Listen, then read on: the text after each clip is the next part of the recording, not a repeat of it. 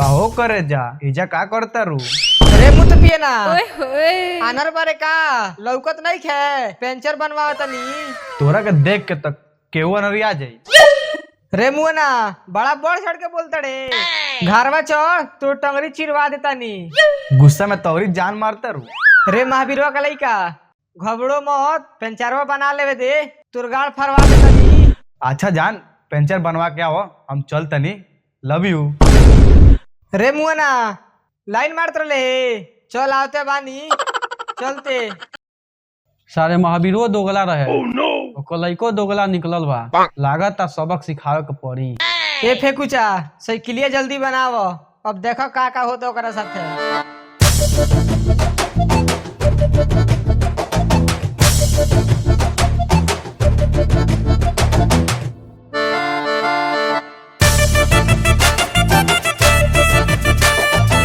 ले जा महावीरवा के लइका गाड़ी में बांस करा दियो।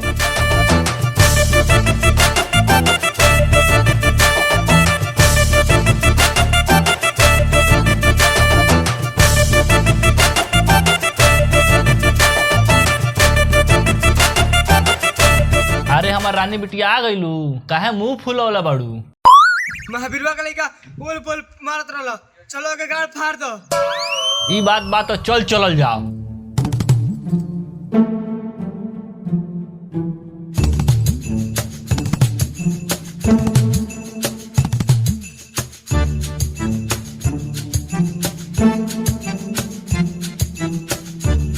रे महावीर बा कहाँ तोर लइका बारे बोला हुआ जो का टंगरी चीर दे।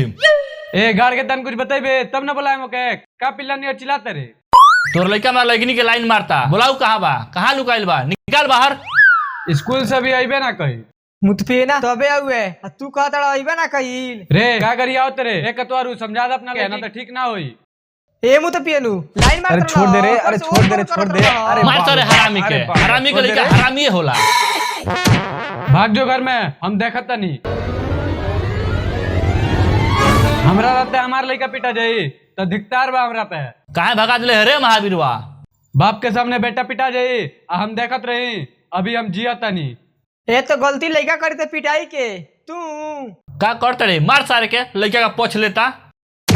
बचाओ अरे छोड़ा हमारा बाबूजी के। अरे छोड़ा हमारा बाबूजी भाग बाबूजी घर में भाग के लुका जा। ए त का भइलो काहे मारतन जा पवन के बाबूजी के पूछ अपना लइका से का भइलो। तो पेनु लाइन मारत रहल मार के मुंह फोड़ दे। ए लाइन नु मरलसी हो कि कुछ औरी मरलसी हो। बोलबू तो तू पिटाईबू बुझलू। ओए होए चल लाली अब फैसला पंचायत में हुई। चल अब रे महावीर बा हम जाते नहीं पंचायत बिट रहे सुन ले अब फैसला पंचायत में हुई।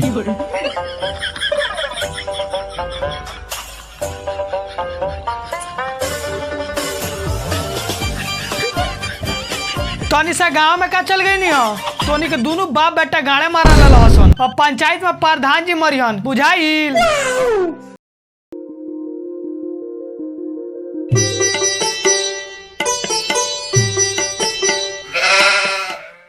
चुप कार महावीर सुने में आवत तो लड़का बड़ी बेफाट हो गई बा। अब तो गलती कर दलो प्रधान जी का करे रहुए बताई। दुआरी पर से लेका भोकत रहे पंचायत में मियाए लगले।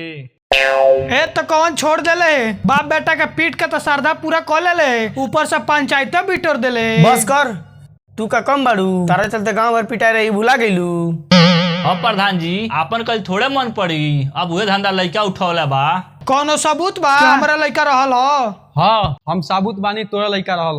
ए बुढ़ऊ एजा क्या करत रह जब पेंचर सट। हाँ दूरे से देखता रहो प्रधान जी के छाती तान के आवती हमारे। ए महावीर इतना पंचायत में तेजी देखावल अच्छा नहीं क्या हो। पेंचर सटवाओ बका बस कर जान सुने जान हमार फैसला महावीर के लइका गलती बा ऊपर से इनके बाप माई गलती मानत नहीं के भरल पंचायत में कतवारू के लइकनी महावीर के लइका के चप्पल से मारी। मार बबनी चप्पल से बड़ा हुए तो मार। मुँह तो पियनु करे जा कहत रहूं अब बोलो। छोड़ दे बबनी छोड़ दे। सुन महावीर सबके सामने कान पकड़ के उठक बैठक लगाऊ।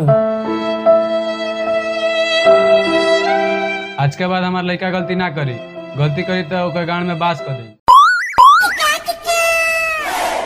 कतवारू का कहल जाता रहो। हेलो गाइस गाइस, कैसे हो आप सब? आई होप कि आप सब बहुत अच्छे होंगे। ये वीडियो कैसा लगा? अगर वीडियो अच्छा लगा है तो वीडियो को ज़्यादा से ज़्यादा शेयर करें अपने दोस्तों में। और अभी तक हमारा चैनल सब्सक्राइब नहीं किया है तो जल्द से जल्द सब्सक्राइब कर लें, ताकि हर वीडियो आपको मिले। ज़्यादा से ज़्यादा लाइक करें, कमेंट करें, शेयर करें। और बेल आइकन दबाना ना भूलें। तब तक के लिए बाय।